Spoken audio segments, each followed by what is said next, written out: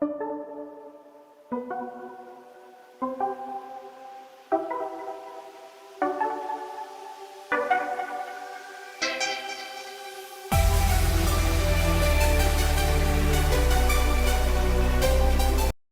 what is going on YouTube? So back again with another Nerf review. The last review I did was of the Storm Charge right there.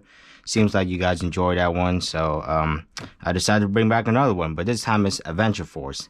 And this one is pretty interesting. When I saw it, so I was going thrifting yesterday, and then I saw this thing like for like $4. I was like, obviously I'm gonna get it because it's the Matrixfire. I've been looking for it.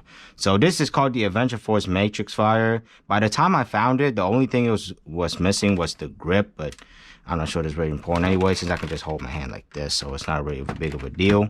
But the cool thing about this is it's a hopper-fed dart blaster. Very similar to those hopper-fed like the Percy's and the Nemesis, which I have right there.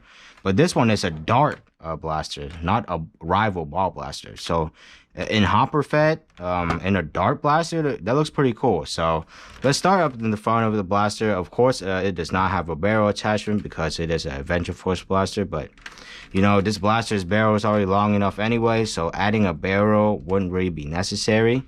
And up top, it does have a sight, which is connected to a tactical rail, or one of the Adventure Forces, so I like how it includes that. When I bought it used, not actually brand new. So yeah, overall, you can take this thing off and add any other Adventure Force attachments if you guys would like to. And there are some sling mounts on this blaster, so just one here and then a bunch of like holes in the different places of the blaster. But for right now, there's only one sling mount, so I don't know why they didn't add another one. Maybe somewhere up here or somewhere, but you know, I'm gonna have to zonk that because just one sling mount, like it would be very unbalanced to carry this blaster, especially on your hip with one carabiner clip to like the blaster. I don't know how you would carry that, but I don't know how it would work, but you know, you can make it work somehow. So yeah, overall, this blaster is pretty cool. But let me show you guys the cool thing. On this side, this is where you place your darts. So you open this, and this is where the hopper stores darts. So I have some Surefield darts up in there, of the red one, Surefield darts. And this hopper actually holds 30 darts, so which is pretty good for, you know, a hopper this small. Like 30 darts isn't bad. And to note, this blaster is full auto, so once you rev it up, so this blaster is motorized, so it requires 6 AA batteries. And to install that, you just open like the battery tray right here and then just install your 6 AA batteries and you should be good to go. So yeah, overall the hopper holds 30 darts, but I think you can push it to about like 32 or something like that. And this is like the little piece which pushes the dart down into the conveyor belt. So the conveyor belt pushes the dart into the flywheels, which gets launched out the barrel. And since that conveyor belt is moving at a high speed, you know, dumping your 30 rounds is pretty quick. And when loading this hopper, to note, these are darts, not rival rounds, which you can just dump in any way you want. So this is a dart, so it has to be loaded the correct way, which is the dart has to be pointing the barrel, because if the dart is pointed backwards, and it will come out backwards, and it won't shoot. So you have to be precise when you load this. It's like a dart hopper fed, not a ball hopper fed, like a rival Nemesis or Percy. So I like how it has this to push it down for the feeding conveyor belt to feed the darts a lot more better into the flywheels and allow for a smooth fire rate. And once you're done loading, you know, just shut the hopper like this.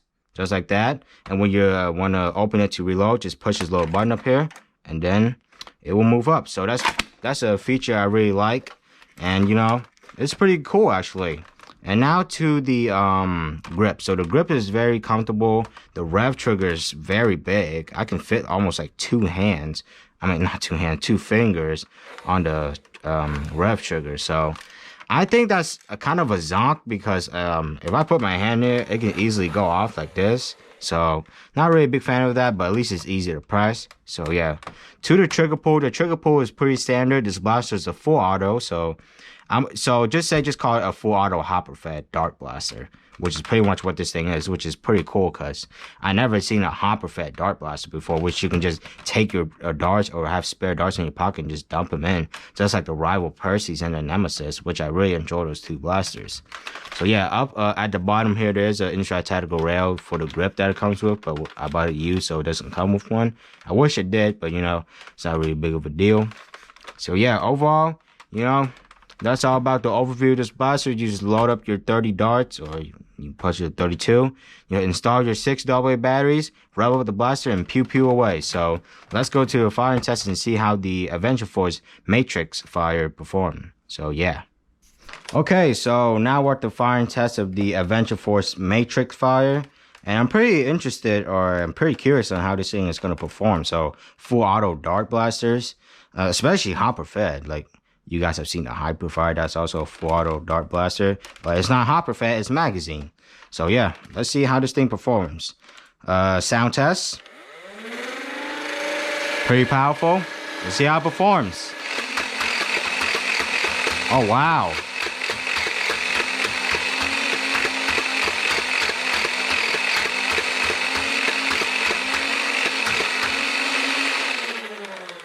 Oh wow. It dumped 32 darts that quick.